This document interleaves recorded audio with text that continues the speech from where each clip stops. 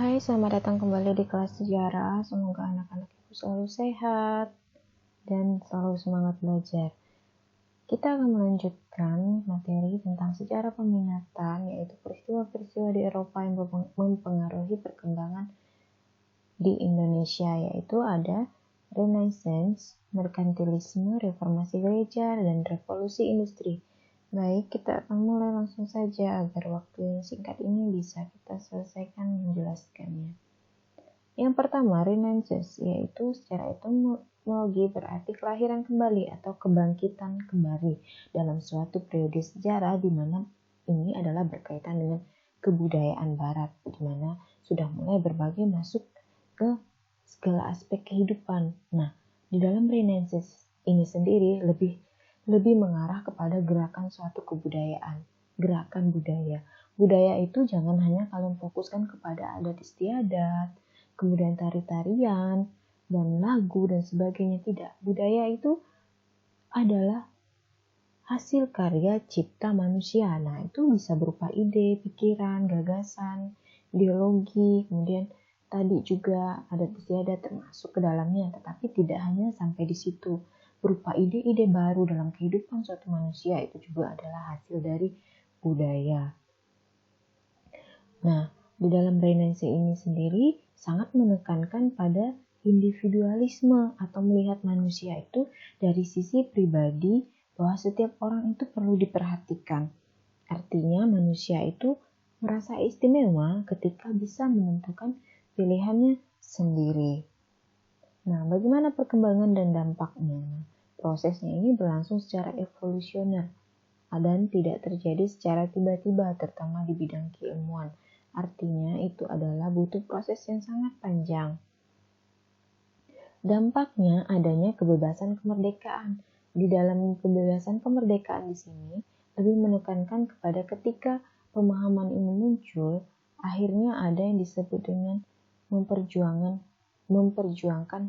humanisme, artinya berusaha untuk memanusiakan manusia. Yang kedua, berkembangnya ilmu pengetahuan, seni, dan kebebasan berpikir seperti yang sudah dijelaskan tadi. Nah, seni ini banyak sekali, bisa berupa seperti seni karya patung, kemudian ukir, dan sebagainya. Sedangkan pengetahuan, seperti kalian ketahui, hingga saat ini pun yang namanya ilmu pengetahuan itu terus berkembang. Kemudian runtuhnya dominasi gereja.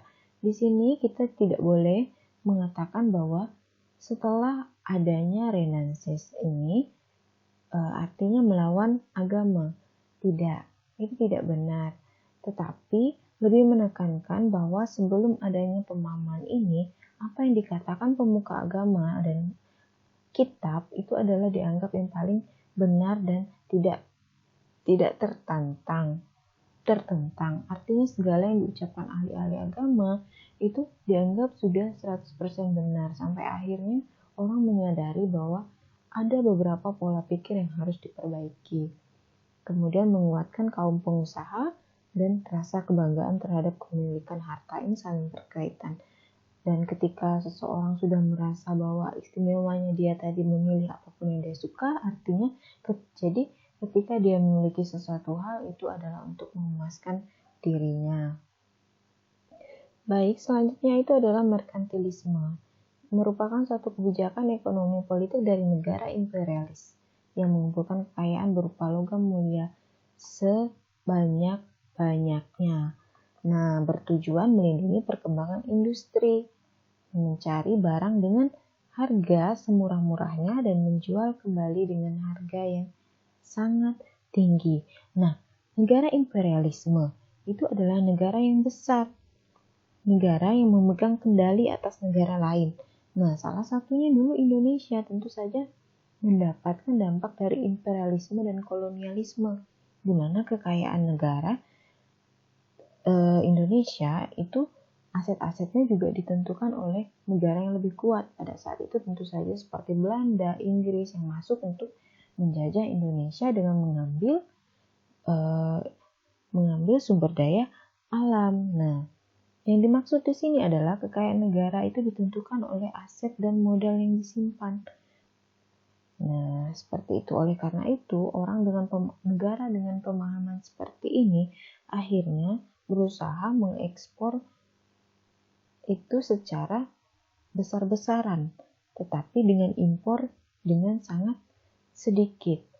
Nah, seperti yang tadi dijelaskan bahwa ketika mereka mengekspor itu dengan jumlah yang banyak dan harga yang tinggi, tapi ketika impor mereka harus berusaha untuk menangkap tarif yang sangat rendah. Nah,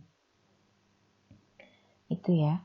Kemudian dampaknya adalah munculnya persekutuan dagang VOC, yaitu milik negara, dan H milik Inggris di India, dan sampai masuk akhirnya ke Indonesia. Nah, seperti kalian ketahui bahwa tentu saja VOC itu sangat lama berada di Indonesia dengan pemerintahan yang berdiri sendiri, bukan oleh Belanda, karena Belanda itu punya pemerintahan sendiri dan VOC bahkan diberi hak istimewa.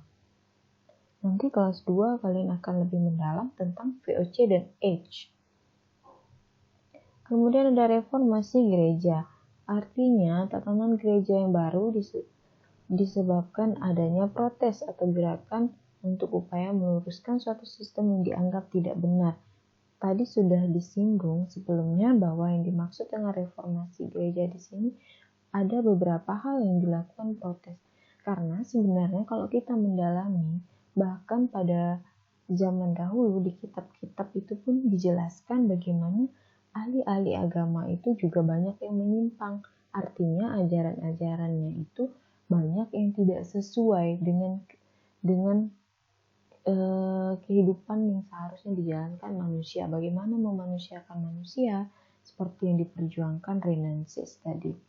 Seperti itu. Nah, dampaknya bagaimana? Mempengaruhi sosial politik tentu saja, karena agama tidak bisa juga melepaskan diri. Ya, apalagi di Indonesia dengan negara yang penuh kekayaan akan keberagaman. Kemudian terbelahnya agama Kristen. Ini banyak sekali dibagi ke dalam sekte-sekte. Kemudian perpecahan agama dalam negara. Tentu saja itu akan terjadi. Nah, untuk reformasi gereja ini kalian boleh mencari literasi yang lebih jelas lagi. Karena dari berbagai sumber otomatis kita akan mendapatkan pembelajaran yang lebih. Yang pasti intinya adalah reformasi gereja di sini itu meluruskan suatu sistem yang dianggap tidak benar. Artinya itu ke individu, ke dalam oknumnya, bukan ajaran secara keseluruhannya. Nah, itu ya. Kemudian ada Aufklärung, artinya pencerahan. Manusia mulai mencari cahaya baru dengan akal pikiran secara rasional sehingga mampu untuk mengembangkan diri. Aufklärung ini sendiri pertama kali itu pemikirannya itu tentu saja ingin memberikan sesuatu yang lebih baik untuk manusia. Oleh karena itu akhirnya karena ada paham Aufklärung itu, maka dampaknya bagi Indonesia pada saat masa penjajahan itu adalah munculnya politik etis, yaitu politik balas budi. Artinya karena negara-negara seperti negara Belanda yang sudah menguras sumber daya alam Indonesia harus melakukan balas budi. Ya, melalui apa? Melalui adanya edukasi, irigasi, kemudian emigrasi. Itu adalah dampak dari Aufklärungnya sendiri. Kemudian kita akan masuk ke dalam revolusi industri. Revolusi industri adalah perubahan yang cepat di bidang ekonomi, yaitu dari kegiatan ekonomi agraris ke ekonomi industri yang menggunakan mesin dalam mengolah bahan mentah menjadi bahan siap pakai. Dan seperti ini revolusi industri sendiri itu tentu saja kalian tidak akan asing mendengarnya, karena sampai detik ini pun itu menjadi topik pembicaraan hangat. Nah, bagaimana tahap perkembangan industri? Yang pertama itu adalah domestic system, kemudian manufaktur dan factory system. Nah, domestic system itu sendiri adalah home industry, artinya industri kecil-kecilan yang dilakukan rumahan. Kemudian ada manufaktur, yaitu masuk ke dalam pabrik yang lebih besar, artinya menggunakan tenaga manusia yang lebih besar dengan jumlah yang banyak. Kemudian ada factory system, artinya menggunakan mesin. Nah, kalau sekarang kita lihat bagaimana pabrik-pabrik itu sudah banyak yang menggunakan mesin dan sudah lebih sedikit penggunaan tenaga manusia.